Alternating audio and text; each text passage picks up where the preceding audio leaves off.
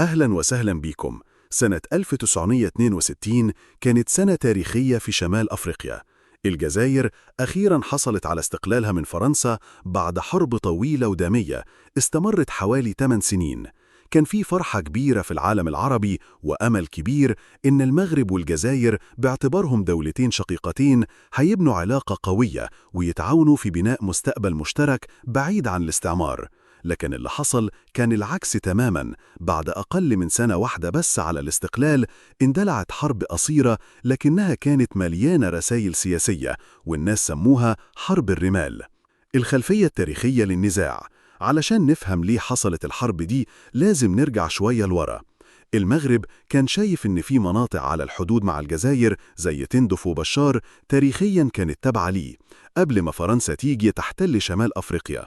فرنسا في وقت احتلالها للمغرب والجزائر أعادت رسم الحدود بالطريقة اللي تناسبها وضمت الأراضي دي للجزائر الفرنسية.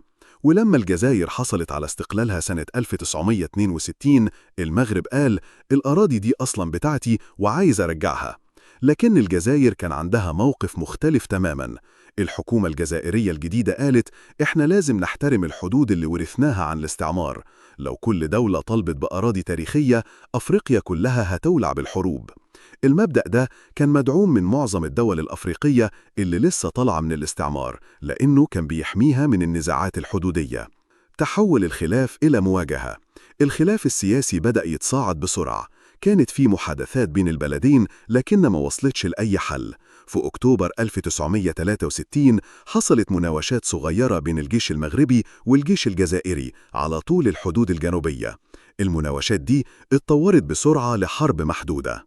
القتال حصل في مناطق صحراوية صعبة جدا، وعلشان كده الحرب اتسمت حرب الرمال. الجيش المغربي كان وقتها أقوى من الجيش الجزائري اللي لسه بيبني نفسه بعد الاستقلال. المغرب كان عنده سلاح حديث وتنظيم أعلى، وده خلى قواته تتقدم بسرعة وتحقق مكاسب على الأرض. دور الدول العربية والأفريقية. الوضع كان خطير جدا لأنه لو الحرب كملت كان ممكن تتحول لصراع إقليمي. مصر وقتها بزعامة جمال عبد الناصر دخلت على الخط بسرعة، وكمان منظمة الوحدة الأفريقية ودول زي مالي حاولوا يتوسطوا. كانت في رغبة كبيرة عند الكل إن الحرب دي تنتهي بسرعة عشان ما تخليش المنطقة الجديدة اللي لسه طالعة من الاستعمار تدخل في فوضى. في نوفمبر 1963 بعد أسابيع قليلة من القتال تم توقيع اتفاق لوقف إطلاق النار. الحرب انتهت لكن المشكلة الرئيسية ما اتحلتش. الحدود فضلت زي ما هي وكل طرف فضل متمسك بموقفه. النتائج وأثر الحرب. رغم إن الحرب قصيرة وما كانتش شاملة لكنها سابت أثر ضخم.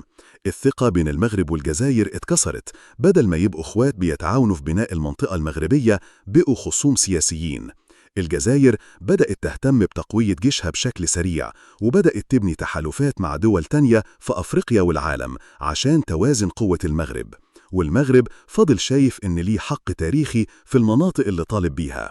كمان الحرب دي أثرت على اتحاد المغرب العربي اللي كان المفروض يتبني بين دول شمال أفريقيا. بدل ما يبقى في وحدة وتكامل اقتصادي وسياسي، العلاقات بين المغرب والجزائر فضلت متوترة لعقود طويلة. الدروس اللي ممكن نتعلمها. حرب الرمال بتورينا قد إيه الخلافات على الحدود ممكن تدمر العلاقات بين الدول حتى لو كانت جيران واخوات في الدين واللغة.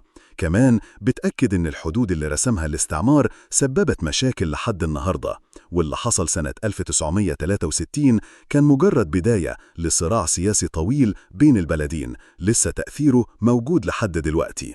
إذا وصلتم إلى هنا أشكركم على المشاهدة وإلى اللقاء.